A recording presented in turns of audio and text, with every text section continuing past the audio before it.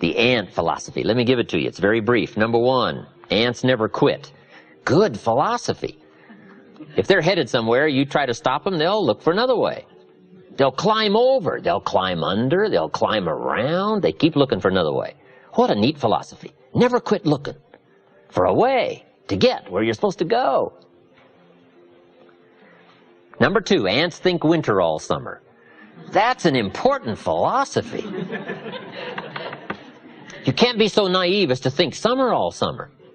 You say, well, isn't it nice? You can't think nice when it's nice. We will call you naive. An ancient story says, don't build your house on the sand in the summer. Why would we be given that advice? Because it's easy to build your house on the sand in the summer, but you must not be so disillusioned. So ants are smart. They think winter all summer. In the summer, you got to think storm. You got to think rock. You can't think sand and sun. Key philosophy. Number three, ants think summer all winter. That's so important. I'm sure all winter long ants say, this won't last long, we'll soon be out here. What a neat philosophy, what a neat attitude. This won't last long, we'll soon be out of here. First warm day, the ants are out. First warm day, they're out. Now if it turns cold again, they'll dive back down, but first warm day, they're out. They can't wait to get out. What a neat philosophy, can't wait to get at it. We teach in leadership skills. Average people look forward to getting off. Successful people look forward to getting on with it. The guy doesn't want off, he wants on.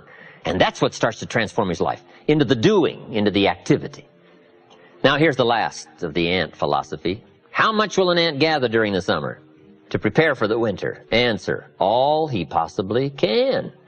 What an incredible philosophy, the all you possibly can philosophy. How much should you do? You got to come up with a philosophy of how much should you do. We're all governed by our thinking, our evaluation, what we've decided and how we feel, and this is a big question. What should you do? Shoaff gave me the best answer when I was 25 years old. Here's what he said. Do all you can. The ant philosophy. The man says to me, I'm making about $50,000 a year. Isn't that enough? Now, what would be your philosophical answer to someone who says, I'm making $50,000 a year, isn't that enough? He said, my kids are doing okay, and he said, I got my bills paid. So what would you say if a guy says, I'm making $50,000 a year, isn't that enough? I said, yes, $50,000 a year is enough if it's the best you can do.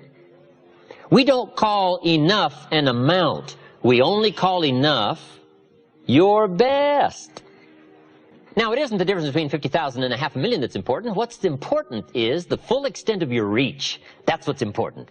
The only way to feel maximum good about yourself is to extend yourself to the full capacity of your reach, your intellectual reach and your physical reach, and your potential and your possibility to do the best you can. What should you do? All you can. How many books should you read? As many as you can.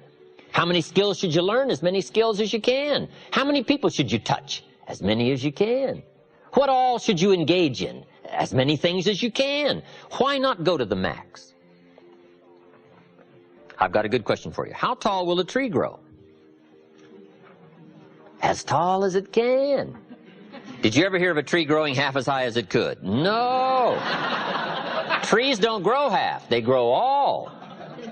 Full. They drive their roots as deep as they can, stretch as high as they can, produce every leaf they can. Trees go to the max. Now, why would human beings settle for less than the max of their capacity? Simple answer. They have the power of choice to do so. It gives us the dignity of being human beings called the power of choice. So we've got a couple of choices. Let me give them to you. Here they are. To be all or to be part. Now, this is a philosophical discussion.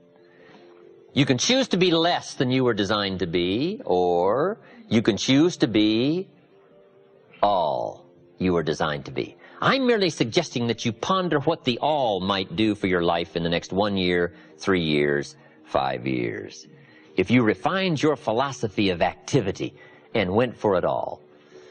So the difference in value is not the amount. If you do the best you can and you make $10,000 a year, we call that enough. If you do the best you can and you make $1 million a year, we call that enough. enough is not the difference between 10,000 and a million. Enough is simply doing the best you can.